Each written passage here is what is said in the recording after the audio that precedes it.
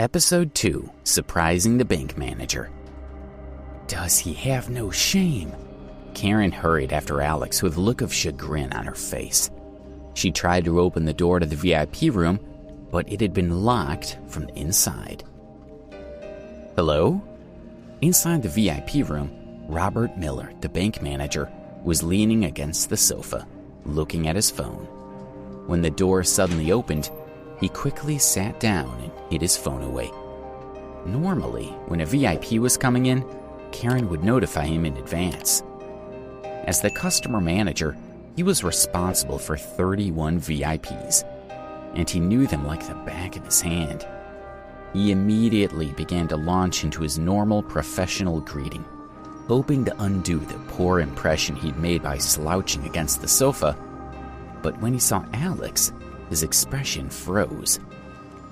He was certain that Alex was not one of his VIPs, nor was he a relative of one. "May I ask who you are?" Robert asked, looking at the young man, who appeared to be around 20 years old. Robert had no idea who he was. Alex got straight to the point. "I'm here to get my money." "You have one of our cards?" Robert asked, suspicious of Alex's calm expression. "No," Alex admitted frankly. Robert was relieved to seemingly be proven right, but even more confused. Access to the VIP room required a minimum worth of $3 million, but this man didn't have any money. Why was he so composed? "I'm sorry, sir, we can't give out money without a card. Do you require anything else?" He's crazy, Robert thought. Why on earth did Karen let him in? I'll have to speak to her about this at Monday's meeting. "You have fingerprint recognition here, right?" Alex suddenly asked. The fingerprint ID system at the bank was for the wealthiest families and businesses to use.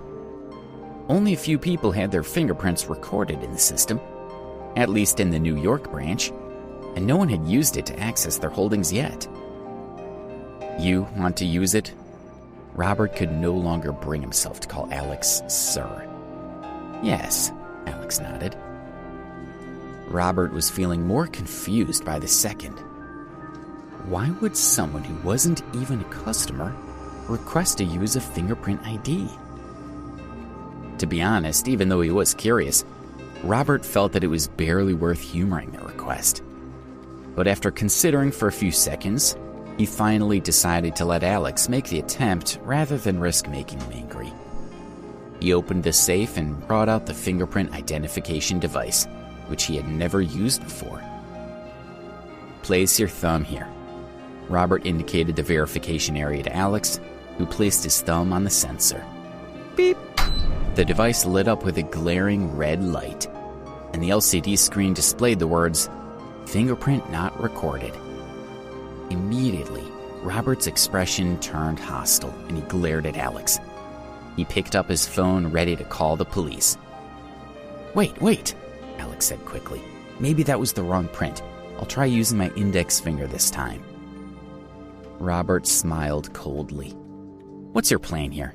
Your thumb doesn't work, so you'll try your index finger? Then if your index finger doesn't work, you'll try your middle finger. When you run out of fingers, will you try using your toes?"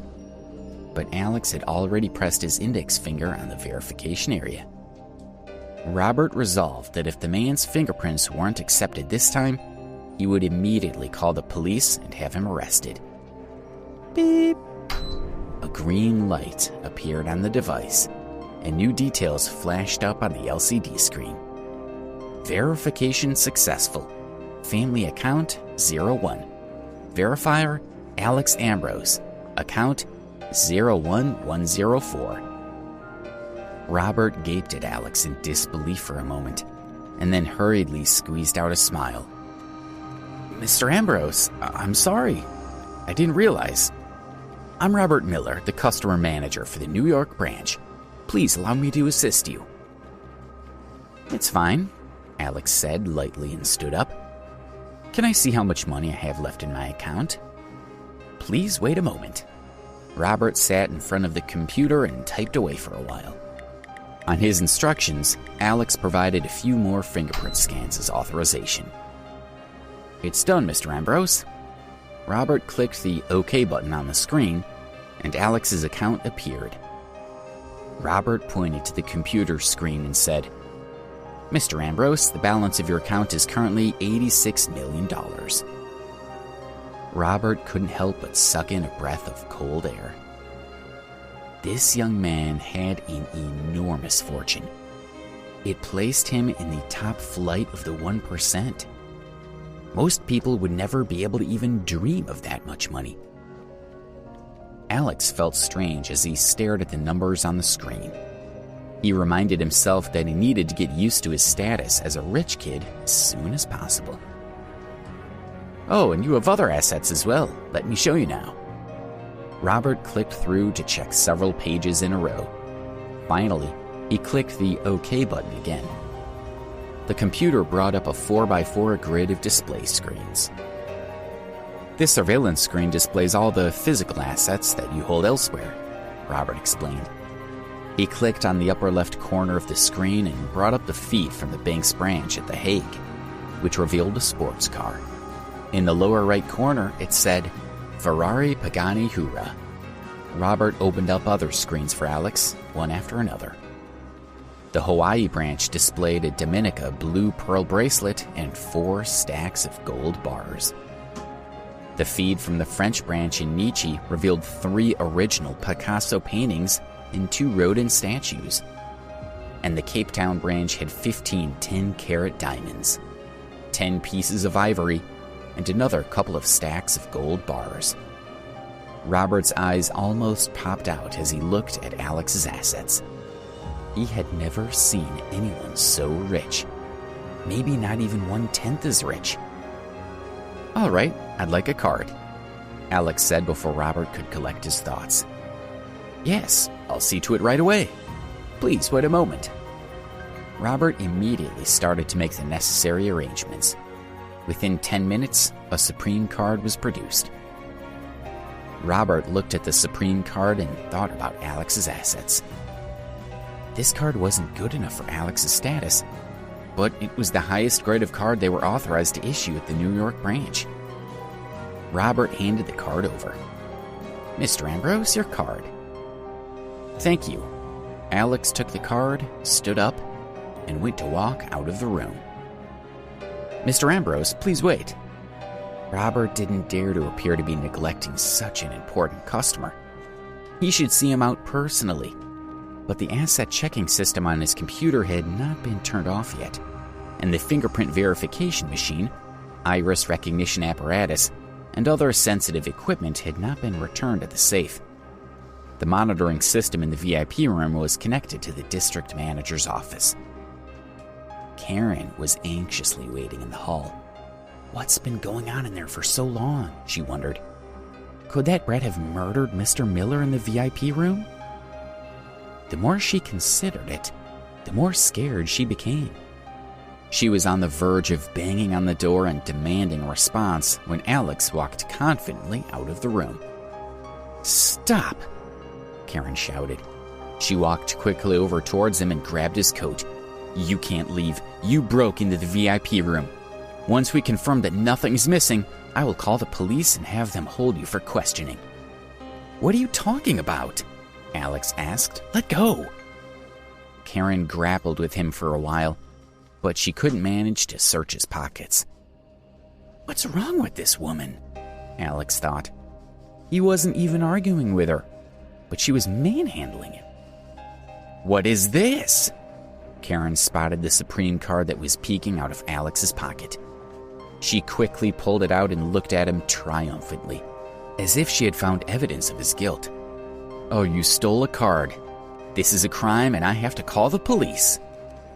It didn't even cross her mind that the card could belong to Alex. She imagined he had entered the VIP room, pretending to be there by mistake, and had then distracted Mr. Miller with questions and stolen the card when the manager wasn't paying attention. Let go. Alex was sick of this woman. Don't you feel guilty about being a thief? She was even more determined. With the two of them creating such a scene, other customers started to walk over toward them, intending to help Karen keep Alex from getting away.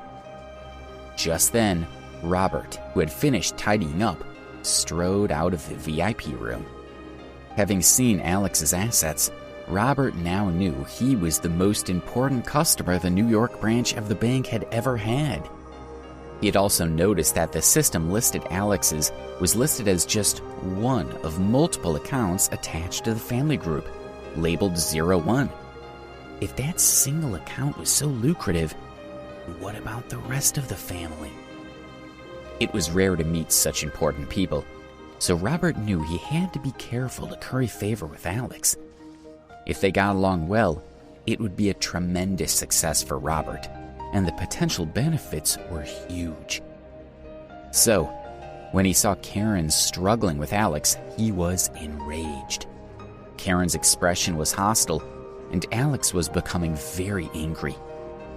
Karen was an idiot who was playing with fire, and she might drag Robert himself down with her.